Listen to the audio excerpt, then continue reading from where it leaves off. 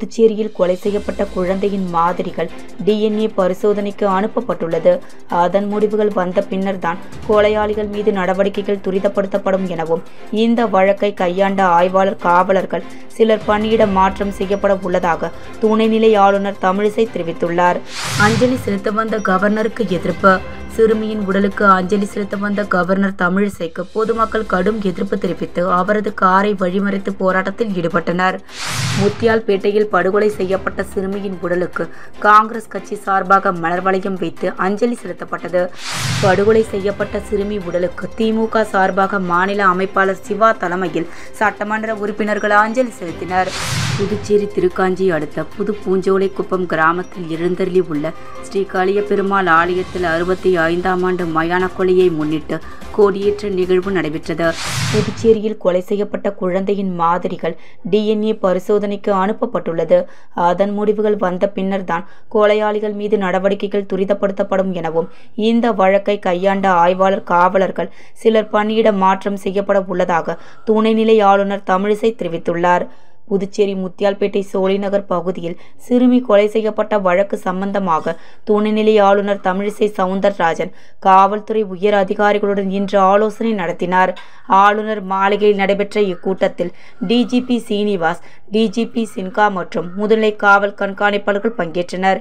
இதில் விசாரணை குழு அமைக்கப்பட்டு இருப்பது குறித்தும் விசாரணையில் நிலவரம் குறித்தும் கேட்டறிந்த தமிழிசை விசாரணையை விரைந்து முடிக்கவும், குற்றவாளிகளை முழுமையாக அடையாளம் கண்டு கடுமையான தண்டனையை பெற்றுத்தரவும் வலியுறுத்தினர்.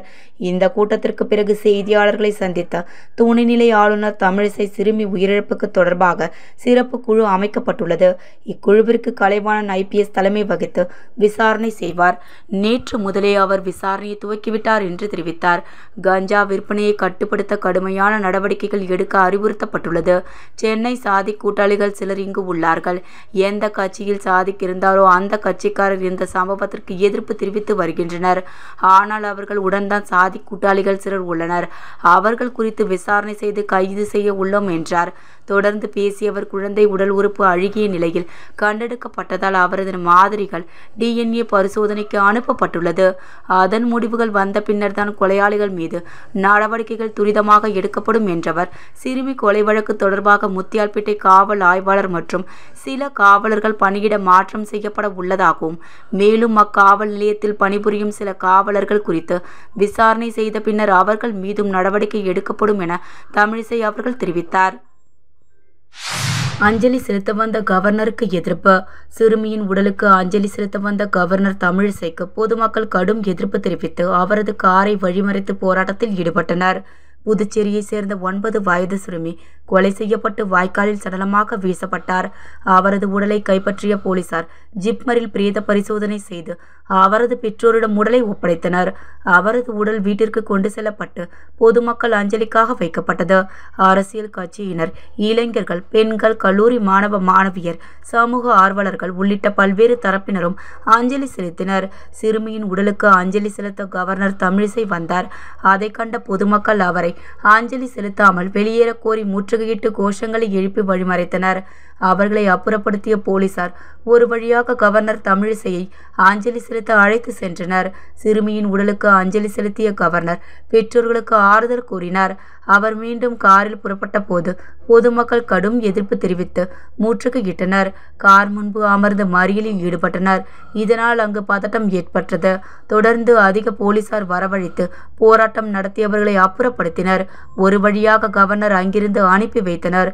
சிறுமியின் உடல் இன்று 11 மணியில் வைத்திக்குப்பம் சுடுகாட்டில் அடக்கம் செய்யப்படும் என பெற்றோர்கள் தெரிவித்தனர். முத்தியால்பேட்டையில் படுகொலை செய்யப்பட்ட சிறுமியின் உடலுக்கு காங்கிரஸ் கட்சி சார்பாக மலர் வளையம் வைத்து அஞ்சலி செலுத்தப்பட்டது. முத்தியால்பேட்டை சோழிநகர் பகுதியைச் சேர்ந்த ஆர்த்தி என்கின்ற சிறுமி கற்பழிக்கப்பட்டு படுகொலை செய்யப்பட்டார். இச்சம்பவம் நாடு முழுவதும் பெரும் அதிர்வலையை ஏற்படுத்தியது. மேலும் இதுகுறித்து காவல்துறையினர் குற்றவாளிகளை கைது செய்து விசாரணை நடத்தி வருகின்றனர். இந்நிலையில் பிரேத பரிசோதனை முடிந்த பின் முத்தியால்பேட்டை பகுதியில் உள்ள சிறுமியின் இல்லத்தில் பொதுமக்கள் அஞ்சலி செலுத்தும் வகையில் ஏற்பாடு செய்யப்பட்டிருந்தது. இதில் அரசியல் கட்சி பிரமுகர்கள், பொதுமக்கள் என சமூக அமைப்பினர் என ஏராளமானோர் அஞ்சலி செலுத்தினர். அந்த வகையில் காங்கிரஸ் கட்சி சார்பாக பாராளுமன்ற உறுப்பினரும் மாநில தலைவருமான வைத்தியலிங்கம் தலைமையில் சிறுமி சிறுமி உடலுக்கு அஞ்சலி செலுத்தப்பட்டது. இதில் முன்னாள் முதல்வர் நாராயணசாமி, காங்கிரஸ் சட்டமன்ற கட்சித் தலைவர் வைத்தியநாதன், மகிழா காங்கிரஸ் சிறப்பு அழைப்பாளர் ரமா வைத்தியநாதன் மற்றும் காங்கிரஸ் கட்சி மாநில நிர்வாகிகள் பலர் கலந்து கொண்டு சிறுமியின் உடலுக்கு மலர் தூவி அஞ்சலி செலுத்தினர். தொடர்ந்து அவரது பெற்றோர்களிடம் ஆறுதல் கூறினர். தொடர்ந்து செய்தியாளரை சந்தித்த முன்னாள் முதலமைச்சர் நாராயணசாமி, அரசு அறிவித்த தொகையை உயர்த்தி வழங்க வேண்டும், குற்றவாளிகளுக்கு உடனடியாக மரண தண்டனை வழங்க வேண்டும் என்று கூறினார்.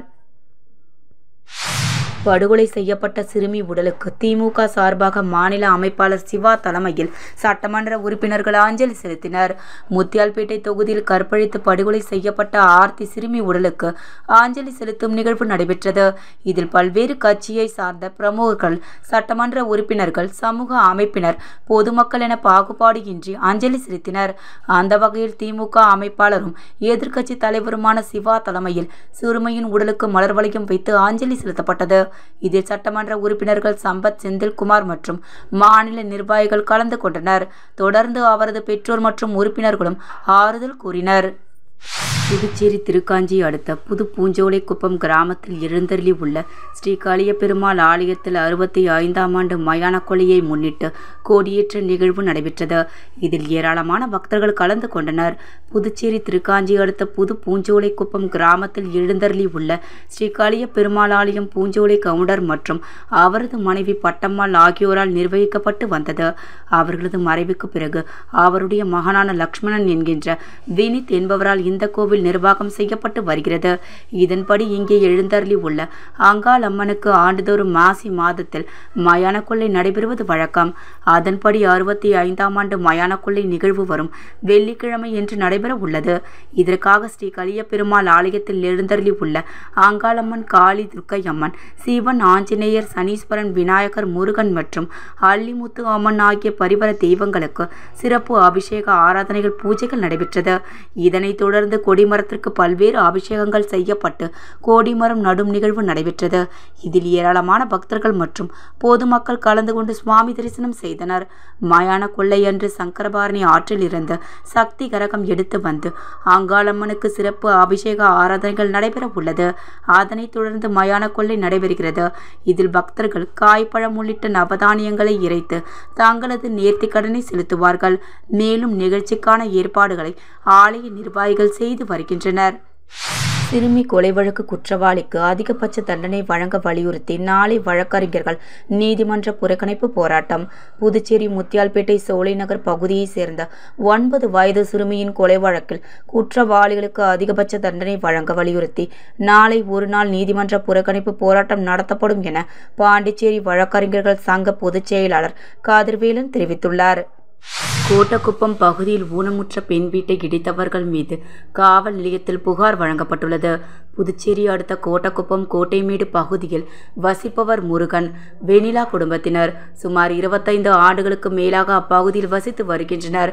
வெனிலா ஊனமற்ற பெண் என்பது குறிப்பிடத்தக்கது. வீட்டின் பின்புறம் கழிவறை மற்றும் மதில் சுவர் கட்டும் பணி நடைபெற்று வருகிறது. காட்டி வரும் கழிவறையை, மதில் சுவரை வீட்டின் உரிமையாளர்கள் அனுமதியின்றி தனிப்பட்ட விரோதத்தின் காரணமாக கோட்டக்குப்பம் நகராட்சி தலைவர் ஜெயமூர்த்தி உறவினர் வீட்டில் யாரும் இல்லாத போது ஜேசிபி இயந்திரம் மூலம் இடித்துள்ளனர்.